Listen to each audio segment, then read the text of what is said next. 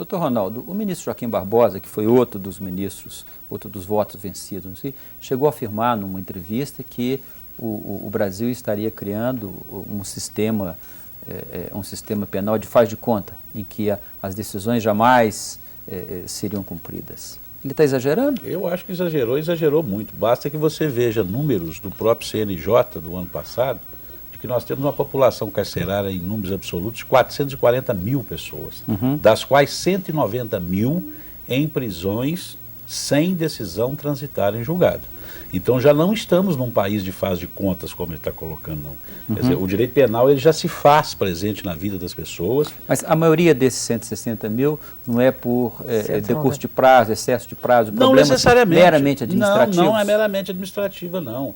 Às vezes é uma prisão preventiva que foi decretada, naquele momento em que foi decretada e não justificava, não havia motivos para tal, e o tribunal do Estado onde ela foi decretada entendeu que ela estava perfeitamente razoável e que não iria revogar. Então nós temos um universo bastante importante de pessoas que estão realmente nas populações carcerárias, esperando uma decisão final do Poder Judiciário, agravando o problema penitenciário, quer dizer, trazendo todo tipo de transtorno, e que eu acredito que não é só essa questão que o ministro está falando. Ele está um pouco equivocado quando ele afirma que nós estamos num país de faz de contas. Acredito que o universo onde ele transita é um universo diferente dessa realidade que nós temos. Nós temos aí uma aparente contradição. Tem muita gente que está nas penitenciárias sem precisar e muita gente fora. Exatamente. Isso sempre vai acontecer. O que nós precisamos é diminuir esse quantitativo.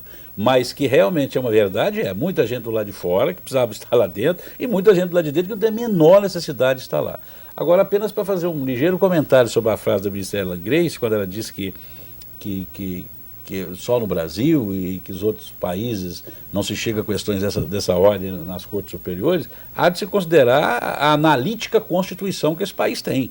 Quer dizer, tudo aqui é garantia constitucional. Então essa pode ser uma das razões também pelas quais o Supremo Tribunal Federal se encarrega de analisar questões dessa ordem, porque é uma questão de natureza constitucional. Aliás, os grandes princípios de direito penal e de processo penal são muito caros à Constituição brasileira. Quer dizer, é por isso que o Supremo tem que debruçar sobre assuntos dessa natureza. Eles chegam lá porque há previsão constitucional? Sim, há previsão constitucional, há garantias constitucionais. Quer dizer, fez muito bem o nosso legislador em fazer essas amarras garantistas na Constituição de 88, porque sabia que na lei ordinária é muito fácil de você alterar e modificar ao sabor das conveniências e ao sabor dos movimentos midiáticos que se fazem em torno de determinados assuntos. Perfeito. Né? E da própria pressão e contra-pressão política. Sem dúvida nenhuma, que é uma pressão que tem que existir, legítima, mas que o legislador não deveria se curvar a ela. Perfeito. Nós vamos a um rápido intervalo agora e voltamos em seguida.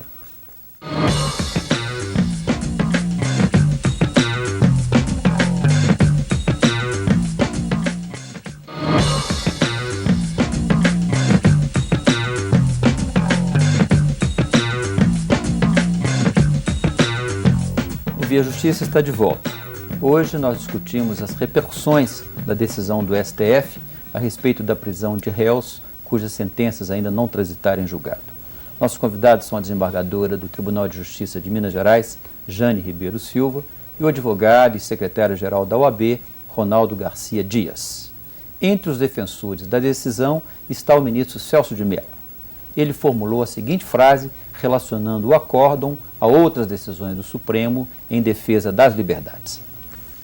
Essa concepção de mundo revela, com toda a vênia, uma preocupante visão autoritária e nulificadora do regime das liberdades públicas consagrado em nosso sistema constitucional.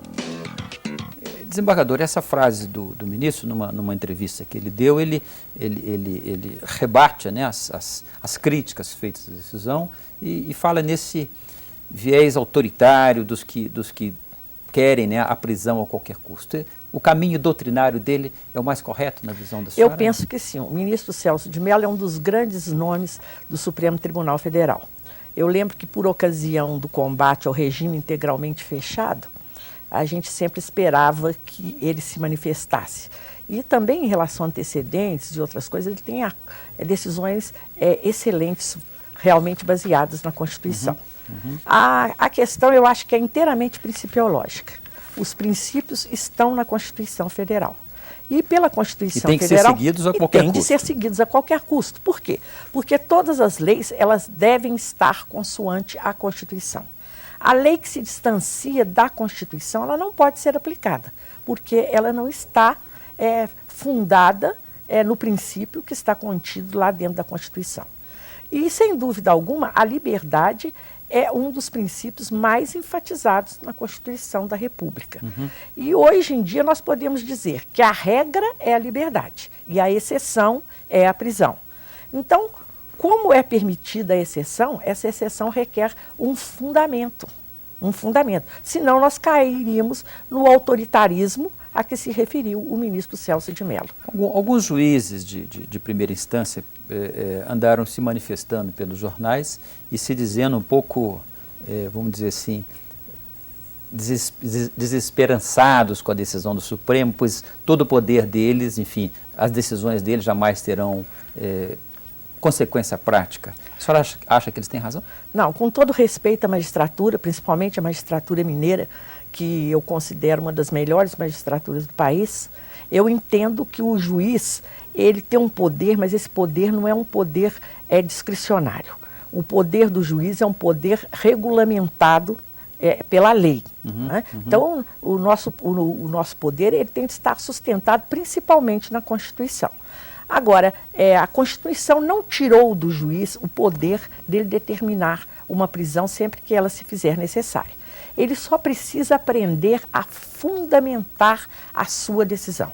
Eu estive no Superior Tribunal de Justiça estes 2 anos e tive a oportunidade de ver que todas aquelas decisões que eram bem fundamentadas, e bem fundamentada não é decisão longa, né? Às vezes bastam duas ou 3 linhas. Eu vi várias decisões de 10, 15 folhas que não tinham nenhum fundamento idôneo, nada viável, não se baseavam em fatos concretos. Eram simples afirmações genéricas, algumas até com finalidade literária? Populista, e que na realidade não justificavam a prisão.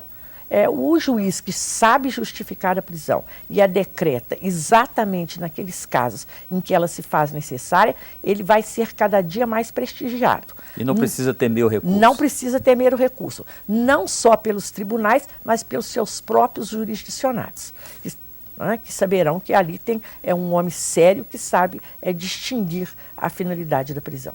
Doutor Ronaldo, para os advogados, de uma maneira geral, como o senhor, essa decisão representa um estímulo a mais aos recursos?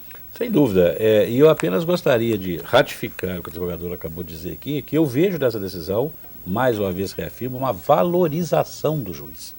Na medida que eu entendo que quando uma lei cria um bloqueio para o juiz decidir, e aqui ela lembrou muito bem a lei dos crimes hediondos, que vedava a liberdade provisória, que falava sobre regimes e não dava ao juiz, em caso concreto que ele analisa, uma possibilidade de alterar aquele dispositivo. Tanto que a jurisprudência, que começou aqui muito em Minas Gerais, foi alterando até que a legislação se alterou.